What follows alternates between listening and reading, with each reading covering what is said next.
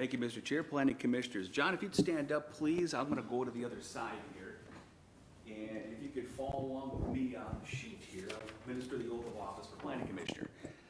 So, I, John Mose, I, John Mose, do affirm do affirm that I will support that I will support the Constitution of the United States of America, the Constitution of the United States of America, the Constitution of the State of Minnesota, the Constitution of the State of Minnesota, and the Charter and ordinances of the City of Hastings, and the Charter and ordinances of the City of Hastings, and that I will faithfully discharge the duties of Planning Commissioner and that I will faithfully discharge the duties of Planning Commissioner for the City of Hastings, for the City of Hastings, counties of Dakota and Washington, counties of Dakota and Washington, and State of Minnesota, and State of Minnesota, according to the best of my ability and understanding. according to the best of my ability and understanding. Welcome, Commissioner. Thank you. Thank you. Thank you. All right, and again, welcome, John, to the Planning Commission. Thank you. I'm glad to be here. All right. Approval of the minutes from the March 10th meeting. Commissioners, any comments, corrections, additions, subtractions? All right, if not, we'll consider those to be approved. And we have 3 public hearings tonight. The first public hearing will be Steve, is it Benowitz? All right, Steve Benowitz, special use permit 2025-05, cannabis, 2103 Vermillion Street. And our staff report will be from John Hinsman. Thank you, Mr. Chairman, Planning Commissioners. So for the first 2 items we have tonight, they are public hearings, both related to a similar item, and that is a special use permit for cannabis retail sales. So during the first presentation here, I'll go through a little bit more background on the permit, some of the history, and then stick with some of the specifics of the second one here. So the first public hearing that we have tonight is for Steve Benowitz. This would be a special use permit for cannabis retail sales at 2103 Vermillion Street. This is a property right next to the bar. This is what we're looking at here. Highway 61, the bar is located on the yellow outline parcel, and then right in this location here is where the retail facility would be proposed for cannabis. So tonight what we're asking you to do is to hold a public hearing, take comment that may come up, and then review the special use permit application and provide a recommendation to the City Council on this. So a little bit of background on cannabis. On December 2nd of last year, the City Council adopted an ordinance amendment for cannabis and lower potency edible use. This was the second round of cannabis permit ordinance amendments that we went through. About a year ago, we adopted similar types of requirements pertaining to what's termed now low potency edibles. What is a little bit confusing within the code is back in 2023, we approved a number of special use permits pertaining to retail sales of cannabis, but those are now low potency cannabis. These are, there's about 5 or 6 of those within the city. What we're looking at now, and the applications we have before us tonight, are for what I would term full potency cannabis. There's not a restriction that is present on the lower potency cannabis sales tonight. So just a little bit of background on what is different between what we're pertaining to now and what we adopted earlier. Other thing that's important about tonight too is the special use permit and how it complies with other requirements necessary before one sells cannabis. This has been a changing process, and there's a number of different steps involved in it. I think the important factor tonight for the Planning Commission is the approval of the special use permit, recommendation by Planning Commission, adoption by Council, does not necessarily guarantee any entity the ability to sell cannabis. It's really the first in about 3 steps that are necessary to secure cannabis sales in the City of Hastings. What the approval of a special use permit would do would be to allow an applicant to complete the Office of Cannabis Management's application for licensure. And there's a portion of that application which states compliance with local zoning. So if the Planning Commission agrees and the City Council ultimately approves, they would be able to check the box and say, yes, it does meet local zoning requirements for the issuance of a cannabis retail permit. After that, it would go through the Office of Cannabis Management with their application and background checks and so forth, and then they would be eligible to potentially sell. Then comes the second portion of our ordinance.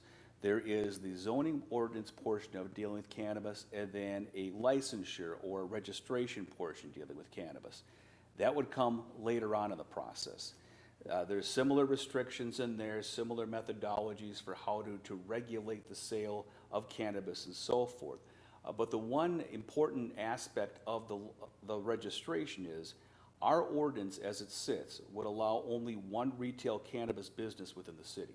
So even though we have 2 applications tonight, and perhaps we may have more in the future, under our code, we can only allow the issuance of one registration of cannabis. Now, this is not a decision that the Planning Commission needs to make tonight, nor does the City Council ultimately need to make it with the zoning aspect to it. But once we get to the registration, there will need to be a determination of how that will be issued. So just wanted to provide that background information. So it's a kind of a multi-step version that we're dealing with here. With all special use permits, we have a notification of public hearing. So we sent notice out to all property owners within 350 feet. I did not get any comments specific to this application here prior to the meeting. Looking at our zoning and land use for the property is classified commercial, and our comprehensive plan in Zone C3 Regional Commerce in our zoning code. So under the zoning code, cannabis is allowed as a special use, so it is allowable with the permit. Looking at the property itself, we are surrounded by other C3 commercial uses. Everything surrounding and abutting this property is commercial already, with O'Reilly Auto Parts to the north, CenturyLink's property to the east, Rivertown Event Center to the south, and then Vermilion Street and Las Margaritas on the other side of the property here. So cannabis sales would occur within that small portion of the building itself, like a little over 1,000 square feet. It's next to the bar, owned by the same entity as the bar. Bar, as you know, has been in operation for a number of years, and the proposed space for the cannabis retail operation was last used as a bottle shop a few years ago.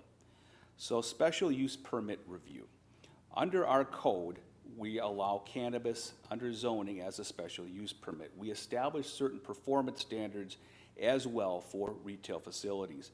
One of those would be the operation limited to 10 a.m. to 9 p.m. 7 days a week. And also, they cannot violate the public nuisance ordinance, which is a wide-ranging ordinance dealing with nuisances. There's also certain distance requirements that are established for the operation of the cannabis facility as well, based upon its location near other facilities, schools, sites that are attractive to minors, and other treatment facilities. So looking at those requirements, the site does meet the 1,000-foot minimum distance requirement between cannabis uses. It's more than 500 feet from a school or residential treatment facility, and it is more than 500 feet from a playground or athletic field, court, picnic area, or restroom, pavilion, or park building, or disc golf. These are entities that we have established within our code that would be attractive to children. Now, when you look at the property itself, you'll notice that Vermilion Falls Park is located not too far to the north, and indeed portions of the park are within 500 feet. In consultation with our city attorney, we looked at the facilities within the park, and the facilities that I mentioned none of those are within 500 feet, so it does meet those requirements. It does meet the parking requirements as well, and a security plan has been submitted, has received cursory review by our police chief. We will have a condition of approval that there's a final review and review of the premises before operation as well. So those are the requirements that we have specific to cannabis sales within the code. We also have our general requirements pertaining to special use permits, which I noted within the report and then in red detailed how this application meets them. In general, there's not going to be much change to the exterior of this building and the functioning of this building itself. When you're taking a look at special use permit requirements, most of these are really not applicable. The ingress and egress to the property is adequate. It's been served as retail in the past. There's adequate off-street parking facilities. Refuse and service areas are present. Utilities are fine. Signage does have some specific requirements which will be noted in the special use permit for requirement. So we are recommending approval of the special use permit with the conditions within your staff report itself.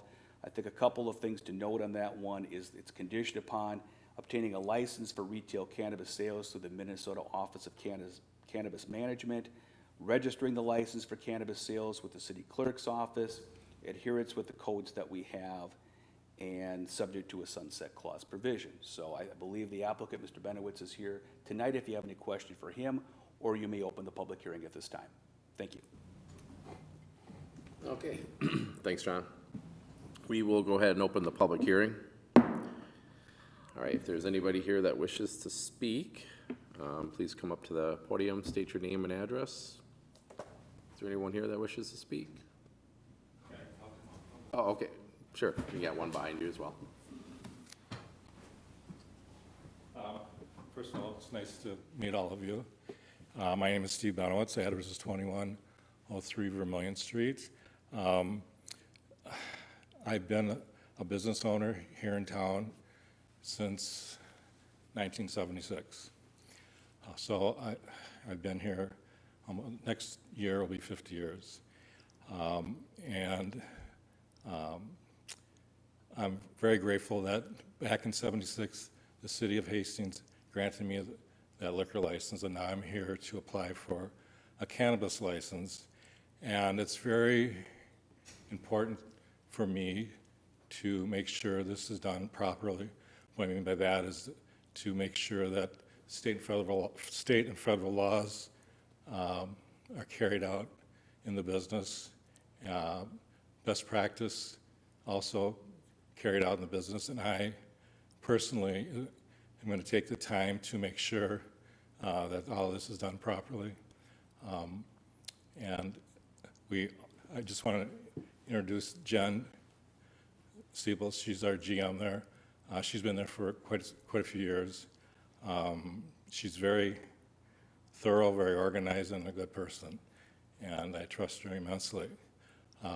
But anyways, I'm here, like I say, to try to get her. Hopefully, we'll get the cannabis license, and I'm sort of semi-retired now, but Hastings is very important to me because it was, like I say, it was my first license I received back 50 years ago. So again, it's very crucial to me that this is done properly, and I'm going to personally take the time out to make sure that this is done properly. Again, make sure that the laws are carried through properly, insurance and everything, and spend time there, again, to make sure the laws and the staff and everybody does the things that they're supposed to do. I've been in business for, I don't want to say how long, a long time. And my son and I, and we're in, we have a business called Craft and Crew Hospitality. And under the umbrella, we have 7 restaurants right now.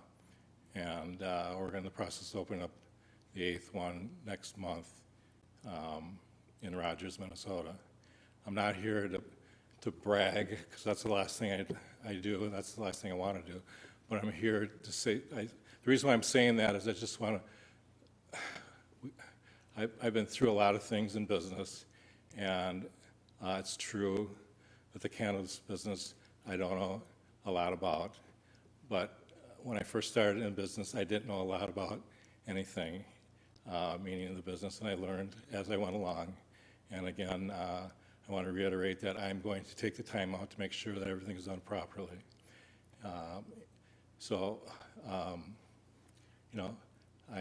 I'm here to hopefully get the license, and I'm here to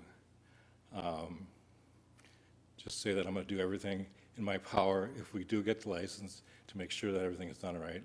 And I've been in the business a long time, and again, we've been through a lot of things, and I don't give up easily, and I want to make sure everything is done the proper way. And I don't know if Jen, if you want to say anything? What's that? I'm not sure how to follow that. Well, anyways, she's a really good girl, a really good person, and again, I trust her, and she's, again, very organized and extremely thorough. That's one of the reasons why I want to do this, because it's hard to find people that you really can trust in this business, and she's very trustworthy, and I give her 100% of my, I'm just 100% behind her. I don't know if anybody has any questions for me. No, not at this time, but Okay. we'll call you back up if we, Okay, if we thank do. you. Thank you. Thank you. Thank you for your time. Yeah, Thanks. thank you. And gentlemen in the back row there, did you want to speak?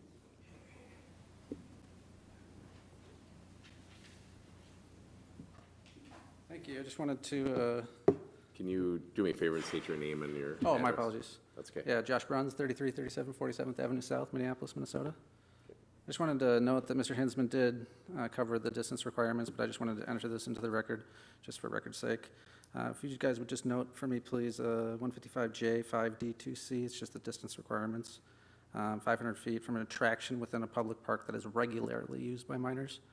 So I just want to quote specifically, and that might include, may or may not, a pathway that is marked as an entryway or the entrance into Vermillion Falls Park. That's all. Thanks. Thank you. Is there anyone else that wishes to speak? All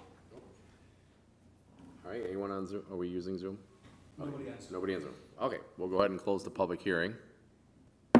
And we will open it up to commissioners for any comments, dialogue,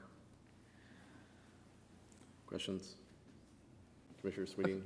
I'm pretty sure John said this, but for very clear clarification here, we are not deciding which permit is going to be used in the end. Right now, we are just deciding that each special use permit will be administered today. Correct. There's be no final determination based upon the registration by planning commission or city council during this process. That would be a separate portion, but just highlighting that for something to be determined down the road. Thank you. John, I just need some clarification. So section 2 there, C, where you talked about it and that gentleman talked about more than 500 feet from an attraction within a public park. And I know you consulted the city attorney and she said it didn't seem to violate, but I just wanted to get some clarification on that because when I read it, it does say regularly used, but not limited to a playground, regularly used by minors such as, but not limited to a playground, athletic field, athletic court, picnic area, which doesn't need to have anything, it could just be an open area. Or restrooms, pavilion, or park building, disc golf features, as each is measured from the location of the public park attraction to the use. And so that was the part that I had a question on as to how she came to the conclusion that that would not violate. I need a little bit more specifics as to what portions do not, of Vermillion Park do not fall under that. Because I do see that open area in there that could be used for that. You throw a blanket down, you have a picnic. Sure. So I'm wondering how she made that determination that that did not fall under that 500-foot rule, that area. Sure, Mr. Chairman. Looking at the map here, this is Vermillion Falls Park in this location. When I consulted with the city attorney, we were looking for facilities within this park that may meet the requirements of being 500 feet or less. The closest thing that we could find would be, this is the pavilion area, I believe, of the park right there. That was, I think, close to 600 feet away from that. So there are spaces that are open within here, but there's not any formal facilities that are designated or identified in that area.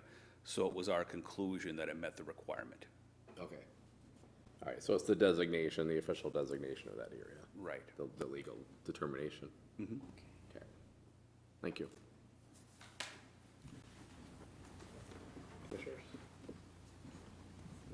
Any other questions?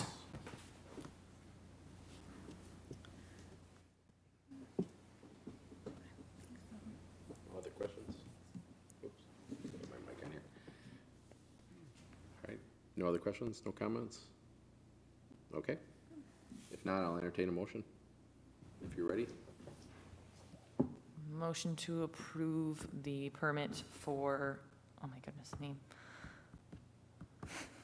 a permit for the bar's special use permit cannabis retail sales by Steve Benowitz with the listed recommendations outlined by staff.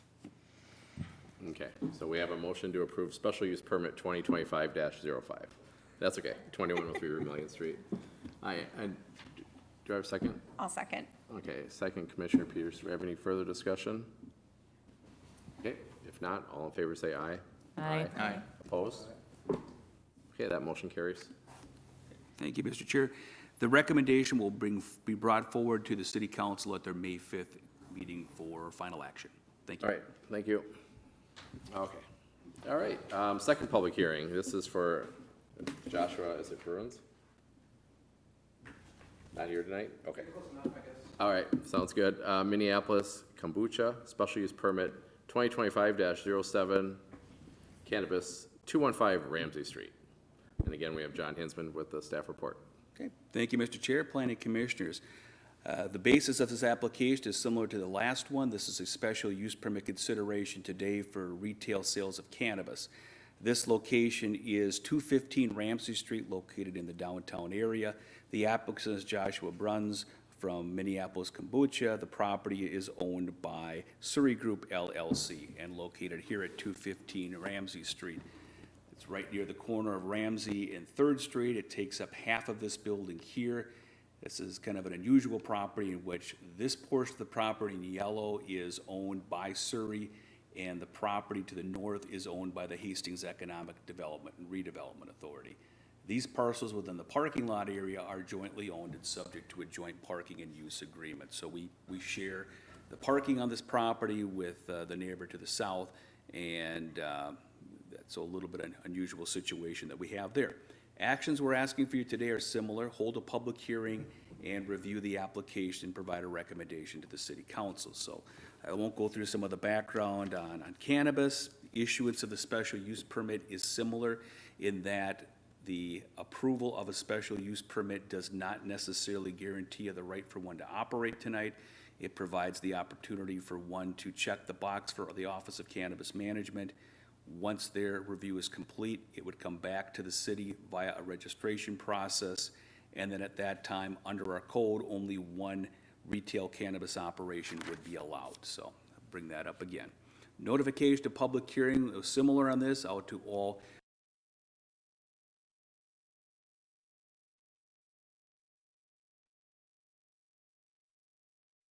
Sinclair, who's the owner of the property directly across the street. National Facility Solution stated some concerns about the operation of this facility within the downtown area, and in particular in the proximity of Hastings Prescott Arts Council, which is located within, as a leasee within our building that Hedra owns directly to the north. So I do bring that forward for the record here. No other comments that we've received at this time. Comprehensive plan and zoning is similar to the other proposal. It is designated mixed use, like the remainder of downtown. Property is zoned C3, similar to the other property, allows for retailers of a special use permit for retail cannabis on the site. Surrounding the site, mostly commercial businesses. You've got HPAC's offices that are leasing to the north. You've got a vacant home, which is located directly to the east, but that home is zone C3 and has been vacant for some time and has been the subject of a redevelopment plan in the past. To the south, we do have Mississippi Terrace, which is a senior housing community, and to the west, National Facilities Solutions. Background of the permit here is similar to the one we shared earlier. The one notable difference is within the downtown areas, the setback requirements that I reiterated earlier, the businesses are exempt. So there is no setback requirements from the items that I listed earlier pertaining to treatment facilities, schools, park facilities, those types of things. So that does not come into play in this area. The site does meet minimum parking requirements, and a security plan has been submitted and has been initially reviewed and approved by the Chief of Police. Special use permit requirements, the general ones that I've noted within the report, there's not going to be much change to the exterior of the building. It serves a lot of the requirements right now with meeting ingress and egress, off-street parking, refuse service, utilities, and the like. So there really isn't anything significant to note there, other than the cannabis permit does have a restriction on signage, and that's been added to the recommendations for approval for the special use permit. So staff is recommending approval of the special use permit following with the requirements that are within your report. There's 11 conditions that are listed there. Mr. Bruns, the owner of the proposed business, is here tonight if you have any questions for him, or you may open the public hearing. Thank you. All right, thanks, John. And we will go ahead and open the public hearing. All right, is there anyone here that wishes to speak? Including, go ahead, sir. Come on up. Name and address. Good evening. I'm Scott Northard. I live at 716 West 2nd Street. I'm the treasurer for the Hastings Prescott Arts Council. And as Mr. Hinsman pointed out, we are leasing the property at 213 Ramsey, adjacent to this building, to that part of the building. We actually have been working in the property to get it ready for a grand opening on May 17th. We're going to be conducting art lessons there for many students, including minor children. We're going to use that property also for supporting the Hastings Prescott Arts Council and our meetings that we have, but we also are the fiscal sponsor for the Rivertown Band, the new River Valley Choir that has been formed, and then now the orchestra, which is just coming together. And the River Valley Band actually uses that property to store their music and other things. So we have a lot of traffic going in and out, and a number of the people that will be using the building are minors, minor students, and a big part of our initiative there will be to conduct art lessons, and we envision a lot of other things as HPAC continues to grow. We've been around since, I believe, 2008, serving the community. We worked closely with HEDRA and others to create the Arts and Culture Commission. The city sponsors that now, and we're really trying to grow the arts in Hastings. And we just don't have a problem with cannabis per se, but the location of this is, and the proximity to our building and our intended uses just doesn't seem to fit. So I wanted to make sure we brought that up today so that the Planning Commission was aware of that and would consider that in any discussions you have regarding this use of the building for cannabis purposes. I don't know how well developed the laws are yet for cannabis in Minnesota. It's still a fairly new thing. But if you think about edibles and other things and in the vicinity of minor students, I know there's been a lot of discussion among parent groups and school groups about trying to control that around children and not make it attractive to them. And it just seems like this is just not a good fit for this building. So I just wanted to make sure I brought that up today. Okay, Okay, thank you. thank you. Is there anybody else that wishes to speak? Come on up.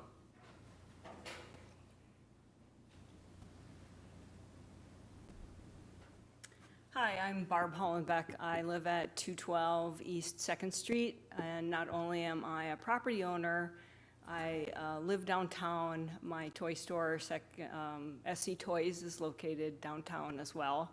And so I also have similar reservations as Scott Northard about the closeness to the property and my toy store. I have kids in and out all day long, and I know the downtown area is exempt from some of the parameters in the ordinance, which I still find disturbing because I do have kids in and out all the time. And a lot of kids coming down from Seas that would pass right by the dispensary or subject property. Another issue that I would like to bring up is the senior housing and the density in our neighborhood. So I just don't feel that the dispensary would be a good fit with all the residential units that are available, and I am one of them that I do live downtown, which I love downtown, and it's a great place to live. So I just think the density, it could be an issue. Just seems like it should be more in a commercial area away from residents just in my viewpoint, of course. And then another note that I was looking around the neighborhood, and we have the AA Club, which there again, the downtown area, this particular building is exempt from the 5-foot barrier from residential treatment programs. But AA is certainly not a residential treatment facility, but it is there to help people with addiction problems. And many times when people are attending the meetings, they will park right on that street, on Ramsey and 3rd Street, and have to converse to the building from their car in that area. So I think it's just a detriment to those people seeking sobriety. And then also, because I live downtown, I know a lot of my neighbors. I know there's a lot of neighbors downtown that are chemically dependent. And then to put another resource when they have had convictions and trying to get away from drugs and alcohol, to put another source of temptation next to them is, I feel, detrimental. So I just don't feel, and then of course with our downtown, and we've been working for the past eons, it seems like, to bring in family-friendly entertainment, and this is certainly an adult use and could have an impact on those family-friendly activities. So I'm not in favor of this going forward or being approved, and I just wanted to make my voice heard and raise some concerns that I have. Thank you. Thank you. Okay, come on up.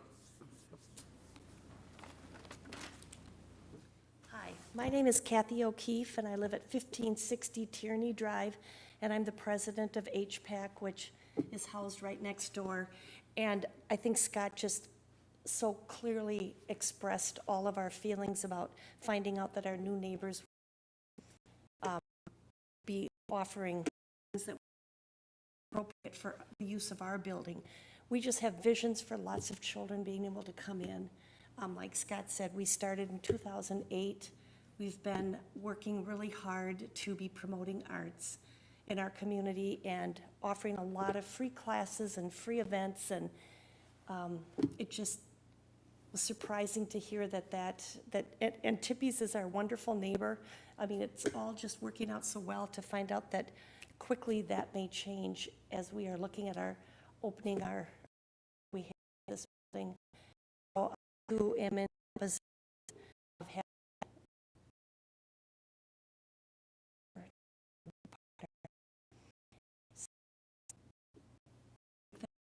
You.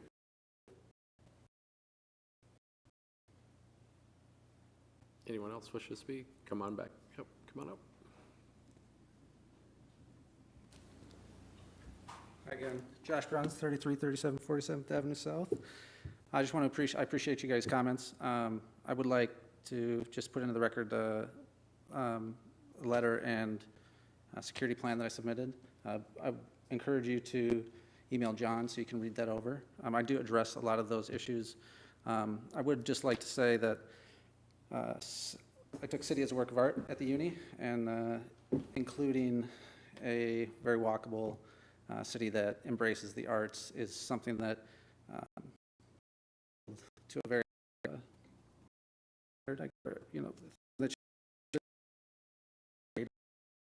I hope this business of particular about how that use may occur. I just want to say we're not a place where people will use. That is definitely still against city code. And all of the other points that you brought up, absolutely is something that I would want to address directly, each and every one of those, in order to quell to the best of our ability. But at the same time, want to allow this business an opportunity to prove itself and not be categorized prematurely. As far as walkability, I think, and traffic of children, signage is a big part of, actually, a great study from St. Paul. It's about I think should be into the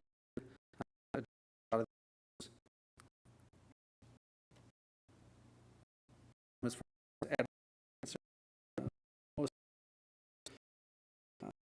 sales are via online advertising, so we're definitely not going to be having,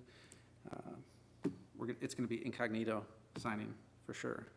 And as a condition to the use, I think that is absolutely a condition that I would place on this business for its particular location. As far as detriment, I hope that there's definitely ups and downs to doing and use for reason. But I'm not to say that the best for the most amount of people is a way to, make choices, but I think that there's definitely a lot of folks that might be supportive. And please reach out for, again, we can direct more, we will.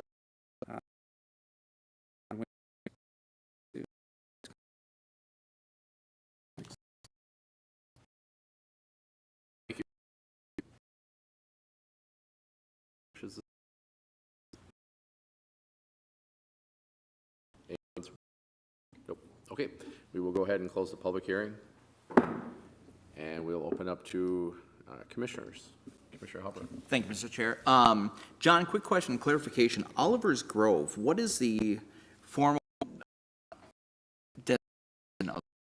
Is there kind of a park area? I'm just curious because I know that many youth down in Grove.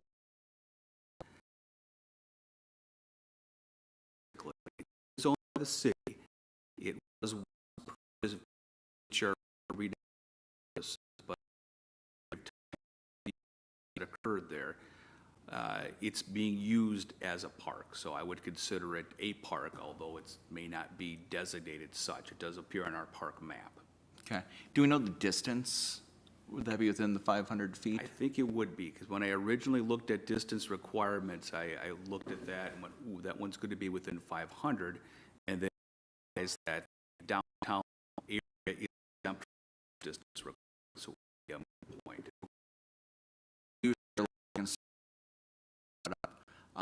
As well with this particular application. So I'm open to hear other conversations with the commissioners. Thanks, Robert. I think that I agree with actually permits are brought to us that we can give and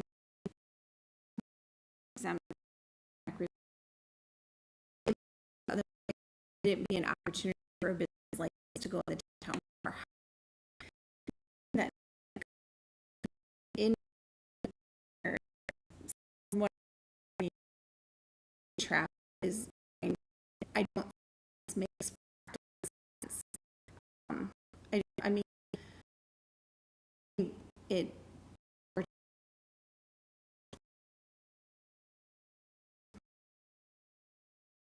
we want to allow for it, but not put it in the hands of minors, try to keep a protective barrier. And I think that this particular location doesn't make practical sense.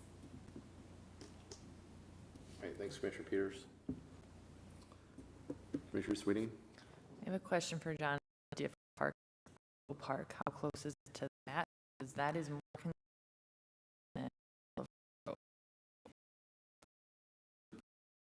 Than honorably 3 feet wide. You the there, you're going to 500 feet. So the deep park would be close to not 500 feet.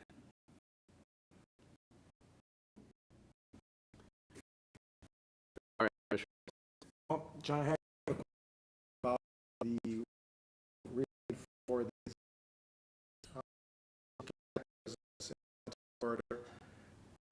Is that, well, question, it's been brought up before, but was there a rationale or a reasoning why this particular type of business would be exempt from those conditions that are, you know, the applicant was subject to?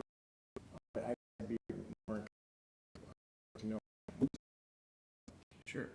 Commissioner, when the city council was considering rules for cannabis sales and looking at setback requirements, we put together some maps showing distances from certain items, from the schools and parks and so forth.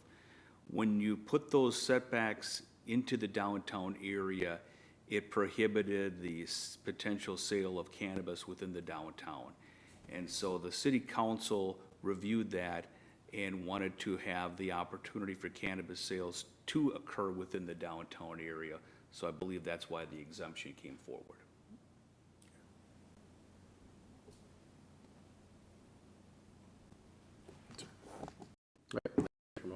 Commissioner Sweetie? Just for point of clarification on when we did make, or like the decisions were made, the exemptions were that not within those buffers become a place, right? If it was 50 feet of a park without the exemption, there would be not going to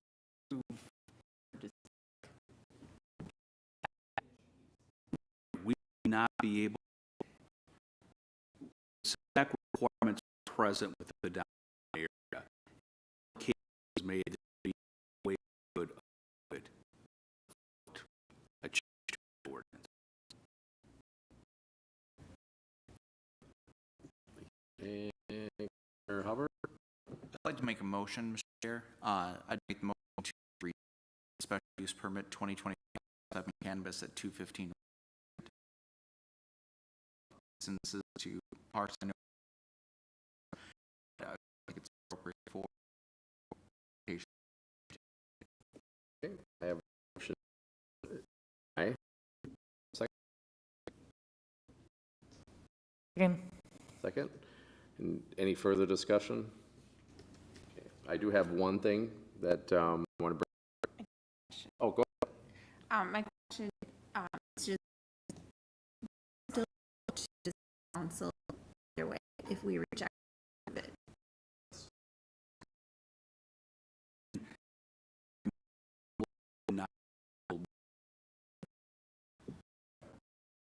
Comments listen to whenever here when we that we were then a few part and the city on that not, we're okay and now we've got one that's zoning area and it's right where by the turn here we're looking at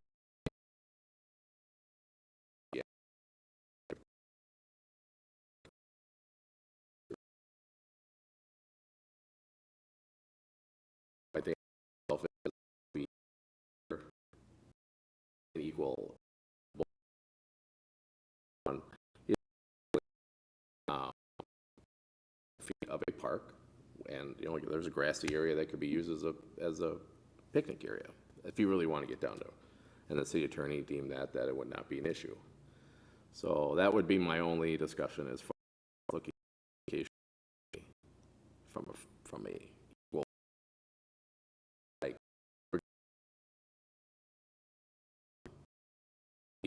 this and obviously further discussion on in it's a very process. Or one is going to happen or that one will be determined by comments. The research he does after, because he's took notes, obviously, of all the concerns, and we'll probably circle back with the city attorney, make sure that we're doing what we need to do. And so that would be my only discussion that I would have on that. Commissioners. To add that part of my decision process is that building is not, is in the first place, the building is that says towards, if we are, like, cannabis is introduced in our, are directly next to the space also come with part of that. Me, it's very different just about parks. That is our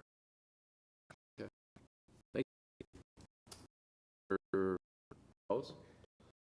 Also say,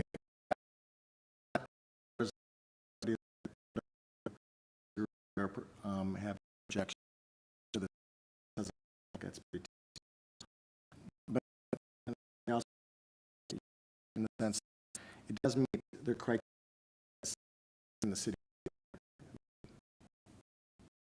That's considered.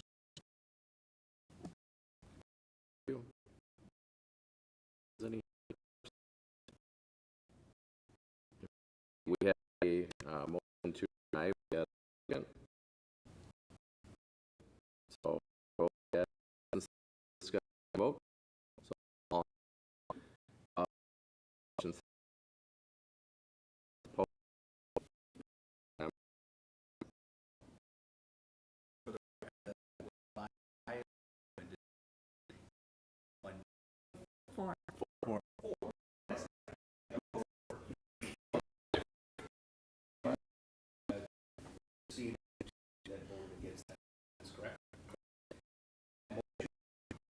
Motion we forward to the city on a 4-5.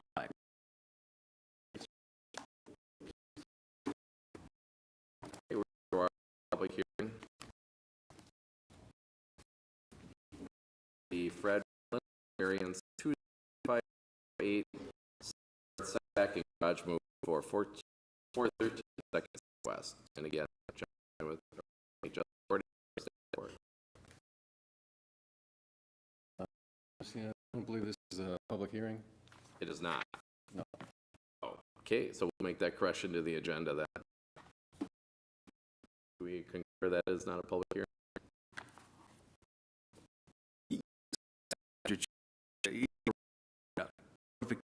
Made to individuals. This is part of the agenda then. Thank you. So this is a request onto the site, side property at 413 Street West is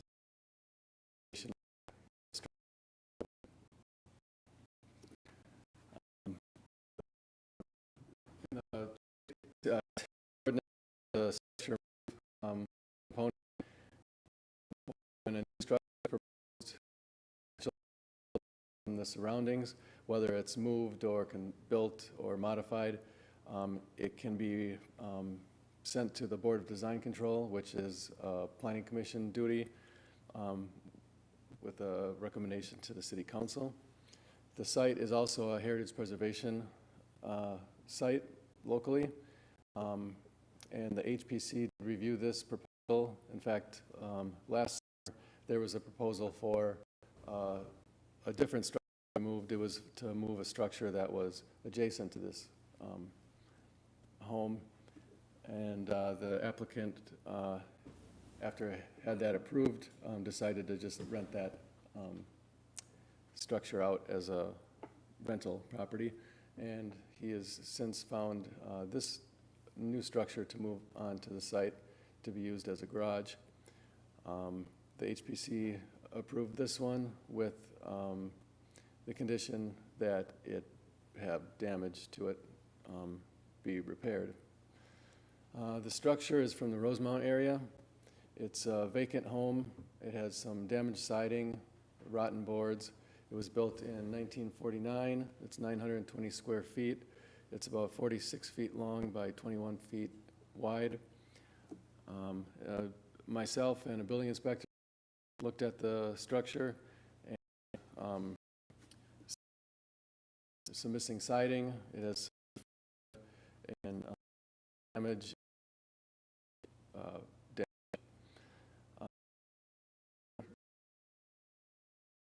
Which is the bottom of the wall next to the concrete slab. For any damage, he didn't find any, but it was hard because it has covers, side and then something on the outside. The dirt was fairly on the cement slab. And notice that the wall is likely a wall, which would make it different as a garage. He commented that, the building inspector commented, there's a good chance that near or in post place that area where it's the structure would be moved to is predominantly mid across Forest Street, built in 59, across 2nd Street West, 2004.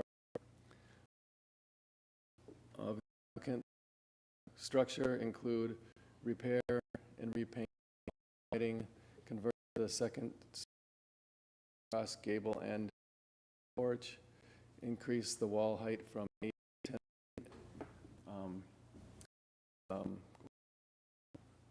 and install garage door which would be facing.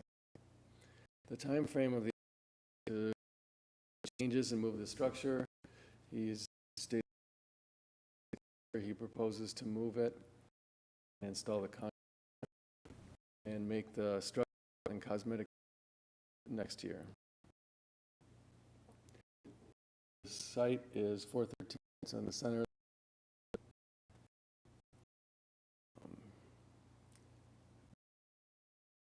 Aerial picture,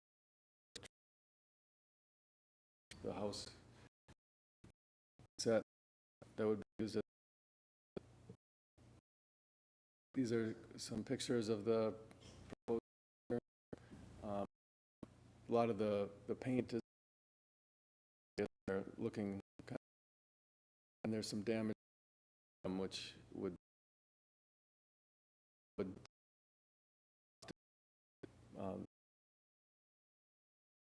areas for sure. Again, on the front, an area that was removed of siding, damage, and then damage to the fascia and the edge of the roof, and then there didn't be any damage to the shingles, but they're old. This would be the side that would be facing where the garage door would be located. This was that was shown in wood or the window framing. This is the these red arrows are my arrows pointing at some thin markers that he had put in the ground. It's hard to see without those red arrows, but those are pointing to the corners of where the structure would be if it was to meet the 10-foot side setback from the property line along Forest Street. And this is looking at it from a different vantage point from Forest Street. So the variance I'll talk about in a second will move those corner arrows closer to the camera by 5 feet. These are some photographs the applicant submitted showing where the building would be located by using the trailer to show kind of where those wall areas would be. He may have some other comments on that. One that is kind of easy to tell what's going on here is on this one here, you can see that it would be lining up with the front of the proposed structure would be lining up with the front of the house, not the front of the porch, but the front of the house behind the porch. These are sketch drawings that the applicant drew showing the structure with the improvements that he's proposing. There would be a front open porch on the side facing Second Street, and these are two drawings showing those changes. The variance for the street side setback can be reviewed by the Board of Zoning Adjustment and Appeals, which is the City Council with Planning Commission review. There's 10 feet required for setback from the property line along a side street. The applicant is proposing 5 feet. A variance can be approved with findings of fact supporting a variance. And I'll go through those with you. One of the most important ones is that there needs to be a physical surrounding shape or topographical condition of the land that makes practical difficulty to the owner if they were required to meet the strict ordinance requirement. So I went here, I added a list here of some physical surroundings that are different from most other properties. The area near Forest Street is the most level part of the lot. Further west increases those slope issues and also would increase damage to the roots of those trees. Forest Street is a dead-end street that won't be extended because of the great drop-off that occurs after that dead end. And Forest Street in this area is very narrow. It only serves 3 properties. And those issues create a very large boulevard area. The area between the edge of the street and the property line is over 20 feet. Under most circumstances, it's between 12 and 17 feet. Similar circumstances aren't readily found in other areas of town. The variance request is not based on increasing the value or the income potential of it wouldn't be detrimental to the area. The setback from the street would be consistent with areas that comply with the full setback due to the wide boulevard, just meaning that if he got a variance for 5 feet from the 10-foot setback, it would still be as far from the street as most other side garages. The variance would not impair light or air or cause congestion, fire, danger, public safety, or impact property values in the area from the variance. The variance is in harmony with the purpose and intent of the ordinance. This is a site plan showing the location of the garage with the dimensions of the structure measured out. This is showing where the location of the garage would be if it met the 10-foot setback, so 5 feet would be half that distance. The slope as you get closer to the house rises significantly, and also there's a row of trees that are fairly close to that east side of that proposed garage. Like I mentioned before, the garage door would be located on the back of the structure, so it would be loaded from the rear. As for alternatives for location of the garage, of course, there's an area towards the back of the property, but that is a driveway to access some small garages that are on the back of the home. This is a diagram showing the slope difficulties. It's difficult to see on here, but John, if you wouldn't mind passing that large copy down, you can see that the slope differential, if the structure was maintaining that 10-foot setback, a significant cut and fill to level out that location. And with that, I can stand for any questions. The applicant is also here. Thanks, Justin. Pass this down here, sorry. All right, this is not a public hearing, so we'll go ahead and open it up to commissioners for any questions and comments. Give them time to look at the drawing here. Justin, I have a question. So this is kind of a unique one. The sunset clause. So the first year is for what part of this? It would be for excavation, pouring the concrete, and moving the structure. So it would be able to sit in that position, in that area there, in that condition for how long prior to it being brought up to the standard that we're asking in the conditions? How long would it be able to sit like that and look like that? Our typical approvals, we have a sunset clause on it for the action to begin for 1 year. So if he began the process of what he got the approvals for, the sunset clause would be valid, or wouldn't be, he would have met his requirement. But as far as how, we've never come in, we haven't had a time frame before for things. I did comment in the staff report that this 2 years is typically longer than a garage construction would take, but it certainly does take that long sometimes. After they start the process of making the improvement that they've been approved for, they pretty much rely on what the building department requires for timeliness. A permit is generally good for 1 year, but as long as they are continuing to work on the project and are having regular inspections done, that process is extended until it's complete. The Planning Commission and Council are able to put conditions on any of the approvals that would require a certain timeline of events.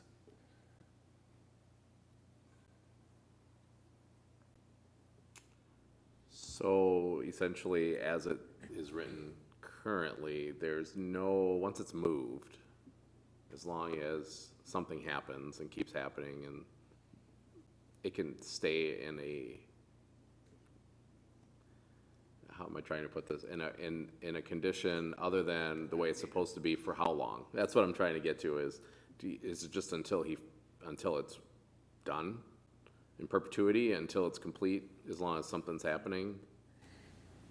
Well, it doesn't, as it is right now, there's not a condition that has a timeline. Okay. I'm just passing along what the applicant told me is his plan. Okay. The building department issues permits that are good for 1 year, and if they go over 1 year, they will give a extension as long as they are continuing to do work. If it seems like they're not continuing to do work and the permit is just open without work being done, then they will start enforcement action on closing out the permit. Okay. And Mr. Oh, yeah, Chair, go ahead. I would strongly suggest that you address that within the conditions of approval tonight, because I think you bring up a valid point that a continuation of this could be longer than what we would like to see on the property there. So to establish a time frame for when the building would be improved per the plans in there, I think that's a good suggestion, whatever that might be. I do believe the 2-year period that was established by the applicant, frankly, is too long. I think it's something that I think the exterior of the building can be done in a much shorter period of time. And I don't know, Mr. Weiland, if there is a time period of 6 months or something related to that that would be amenable to get the work done? Well, if I can. Yeah, come on up. My name is Fred Weiland, and I live at 413 2nd Street West. And when I, throughout that period of 2 years, it's based on the idea that I have to have contractors involved in excavating the concrete work. The building mover has to be coordinated after the concrete's done. And then the exterior of the building is primarily going to be able to be worked on during the summer. I don't foresee being able to paint a structure like this in the wintertime. And so therefore, interior work would continue for the structural purposes during the winter, and then we'll be back onto the exterior come the summer. But, you know, I do have to coordinate these things with other people. And, you know, I don't want to drag this on any longer than I have to. That would be ridiculous. We'd have another Thorwood, and I don't think anybody wants that. So, if you have any other questions. So, I'm sorry. Go ahead, Commissioner. That's all right. So, once you get the approvals, do you have any type of a time frame as to when they would actually start? Or do you think it would actually take more than towards the end of the summer before you could get the concrete work and the house moved to the site? I have nothing scheduled with any contractors Oh, you at this haven't yet? point, because Okay. until I get a permit, you know, I'm kind of wasting their time. I have had discussions with an excavator, I have had discussions with the concrete man, I have had a building mover come out to the site and look at the structure, and we've actually run the route that would have to travel to get back here, and he's quoted me a price for that. And at this point, you know, it's like any other building project. You have to get your contractors in a row, and they've all got to work in a timely fashion, and you have to keep after them because, you know, and so there's certain things I can't do, which are all of the above. But my specialty will be in renovating the building itself. And, you know, like I say, there's certain things I can do over the winter, and there's certain things that are going to be required to do in the summer. Was the last use of this structure a house? It was a house. Okay. And you plan to use it as a Garage. garage? And to address the concern about the sill plate under the structure, when the building mover lifts it up, it'll be all exposed. And so it'll be very easy to put a new sill plate on. Okay. And in fact, some of the siding that, from the area the garage door is going to be placed, we'll be able to use for patching other areas. There'll be that whole north wall, when it gets removed, where the porch will come in, there'll be more siding there that I'll be able to access, so it all remains consistently the same. And it'll remain wood siding, which is in character with the historic district. And we'll see what we come up with for windows. So. All right, Commissioners, any other comments? Commissioner Peters? Listening to the plan, there's definitely phases, and I just wondered in terms of timeline, if it would work to say, like, set a timeline once the house is in place, because it's one thing to see, you know, the excavation being done and things like that. It's a whole other thing to see that house in that condition, you know. So I don't know, is a reasonable timeline after it's in place, 6 months, or, you know, I just don't know what the amount of work would be, or a timeline to at least have the exterior done, so that, you know, neighbors and people looking at it are seeing something that fits with the character of the neighborhood sooner. So I'm just throwing out 6 months, if there's someone who knows better. Right, and the reason I brought it up is because the actual thing is the variance here. So this thing is like, it's exceeding it by 5 feet, both sides. So we're edge to edge, so it's going to be significantly wider than what is normally allowed. So we have the variance, that's what's at discussion tonight, part of that. So when we're looking at an exception, we have to be cognizant of the other variances that we've done over the years and make sure that we're in line and we have that time frame. But I do think that once it gets set here in this property, that there has to be a time frame to get that outside looking, the inside, you know, it's a garage. It is what it is. As long as you can shut the door, nobody sees inside. It is what it is, right? But there has to be a time frame for that exterior work to be done, so that we don't see continued rot. We don't see broken windows. Or not broken windows, but broken sill. plates, and that needs to be done. That has to have a time frame on it as soon as this building is set into place. And that's the condition I would be looking at, is the time frame is once it's set into place. I don't want to sit there, we've already got a variance, right? So we're already in 5 feet into a 10-foot setback, which is an exception that the Hastings Preservation Commission has already made, right? HPC already reviewed that, is that correct? So, yep, okay. So they've already reviewed it and they're okay with that. So now we want to take the structure itself and look at it and go, okay, we got the variance. Now we want to look on the outside like it's something that should be there, or it's not going to be completely out of place. And I think that's where we're going. We need a time frame to get that out, exterior work done, at minimum. That's what I'm looking at. So that's what I'm looking for input from my fellow commissioners as to what.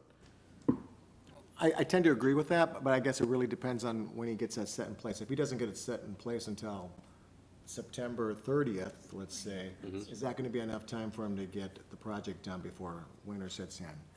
And so I don't know if there's a way to set the time frame so as, it's during, from, like, we do snow removal from April, November 1st to April 1st, maybe. Right. It would be, say 6 months after it's set in place, but excluding those winter months or something like, to that effect, maybe, if that's maybe agreeable. Commissioner Sweeting, go ahead. I feel like if we put a cap of 6 months on it, then that's also up to the builder to choose a time when those repairs can be done, and not letting it sit there for an extra 5 months just because it was winter, and maybe just place it after winter. And that is, I don't know if that's feasible or not, but trying to plan a little bit ahead of, get it set in place when there is time to make some of those repairs and some of those people are able to be booked. Thank you. Commissioner Albert? Did you want to respond to that, Fred? I saw you make a move to come up. Yeah. Oh, come on. Yeah, you can stay up there. So, plan Yeah. attacking this, and if you'd bring up the picture of, any of it. But the front porch area and then the west front that you would see from the road, there we go. So, where this door is and to this side here is gonna be where the porch is. Obviously, that would be the north face, and that would be the first tack with the, porch facade in there, and then to work the west side, so everything from the road would be the first attack of getting this addressed. And then, of course, garage door will have to go in, and that's a very minor side then at that point, because that'll encompass most of that area where the in between the two windows, for instance. And so, by managing this, doing parts, obviously the most noticeable parts first, and then we'll finish up with the side that faces the 413 structure. Albert, go ahead. I think Commissioner Sweeting, what she was alluding to is, when she was talking about moving the house, for lack of a better term, when does that need to be accomplished by? Is that a thing where you can get that moved and put in place in the next, say, 6 months? I think I can, and I'm without consulting contractors and their schedules, but I'd be hoping to have the house here and set in the end of 3 months. And that would give me some time here yet this summer to work on the exterior. And then through the winter, the interior structural components can be addressed. And then next year would be finish up on exterior. Commissioner, was that where you were kind of going? So is there a possibility to get all of the base work done, all of the excavation, all the concrete, and say that's done by August? What's your time frame on being able to? I'm hoping sooner, But what's your time frame for being able to move the house? Do you have until next year to move the house? No, the house has to be moved probably in the next 2 months in order to facilitate the building that gentleman's doing on that lot,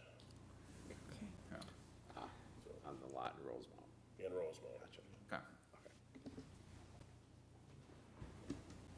Okay, one more. Yes, go ahead.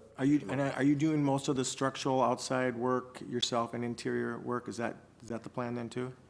Yes, Okay. I'll be handling most of the exterior, Okay. and the interior I may need to get some professional guidance with, but we'll see how that goes. And everything will be done per permit and building code. Of course. Inspections. Commissioner Peters? So when you're saying 2 years, are you actually meaning 2 summers, not 24 months? Because when I hear 2 years, I think 24 months. But is this summer year 1 and next summer year 2? So in reality, it's really only about 14 or 16 months? That's closer to what I've really got in mind. I don't want to drag this out, into 2027. But again, you have to take into effect, what other contractors' schedules are and availability and things. And, so I threw out a generalized 2 years. Okay. Commissioner Sweeting? If it does get placed somewhere in like end of the next 2 months, potentially maybe more of a year would be reasonable to allow for a couple months this year and a couple months at the beginning of next summer, but that this is kind of done by the end of next, there is, or at least outside wise, inside is a totally different ballgame, but just that it aesthetically does not look falling apart as much within, say 5-ish good months of weather. I see where you're going, with that, like 1 calendar year with, Yeah. Yeah. from the time Feels it's like set 2. in place. Could I suggest, just to give them a little more leeway, maybe instead of 1 calendar, say 15 months, and that actually gives them some of that extra summertime, and gives him a little more leeway, but it still gives us, I think, a reasonable time frame. Commissioner Albert, go ahead. Or is it a case that we do the 1-year sunset clause at the placement of the building, with the condition being it needs to be in place by July 31st, I'll just say? And that's when the 1-year sunset begins. Either way, yeah. Yeah. I'm not quite sure on the wording and the, I have a little familiarity with house moves, and that might be a difficult one as far as the move goes, because he is correct on, you can't just find anybody to move a house. It has to be a house mover, and there's only a couple in the area that do them, and it takes a while to set them up and to get them moved and get the permits and get it's a process. So, that might not be enough time. I'm just talking about from the time it's set in to the time the exterior is Right. done is more of what I was looking at. But as far as the move goes, he's at the mercy of 1 or 2 house movers, if that, available. Could we agree on a sunset of September 30th of next year? That would give me the Oh, yeah. entirety of the summer then, weather-wise to, Yeah, September 30th, sure. okay. I'm okay with that. Anyone else? I don't have a Feels problem with that. reasonable. Okay, perfect. Yep. Okay, so we want to go ahead and, any further discussion? Because if there's none, I'll entertain a motion, and then we'll make sure that the motion includes that condition. And Mr. Chairman, just a point of clarification on Sorry, this. go We ahead. have 2 actions that are going to be before the commission tonight. One is going to be on the Board of Design Control relating to the structure itself, and I think that's the appropriate time to put in that sunset clause if you choose to do so. Okay. The second would be the variance, which this really isn't a part of. Thank you. Understand, okay, yeah, good point. Keep them separate. Yeah, we will definitely do that. Yep. Commissioners, any other discussion on either one of those subjects? No? Okay. So I'll take a motion. Let's address the variance first with the condition. John, do you recommend the condition be on the variance or the other side? Mr. Chair, The I'd other one. recommend the Board of Design Control on the move, Yeah, that's what okay. it should be on. All right, Thank you. sounds good. All right. Commissioners, motion. Commissioner Peters. I'll make a motion to approve variance 2025-08. I'm trying to find the specific language for it.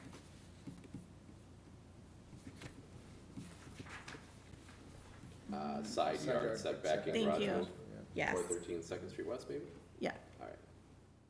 All right, so we have a motion to approve. Do we have a second? Second. All right, Commissioner Swedien, second. Any further discussion? If not, all in favor say aye. Aye. Opposed? The first motion carries. Okay, so second one, I can do it. Commissioner Swedien. I move to approve 2025-08 with the condition that the exterior of the structure, Part 2, the moving an existing Rambler from outside the city to the subject property to be used as a garage, with the condition that the exterior of the garage be in accordance with HPC, aesthetics by September 30th, 2025. 26. 26, there we go, yep, 26. With the recommended conditions also outlined by staff. All right. Nice job. Do I have a second? I'll second.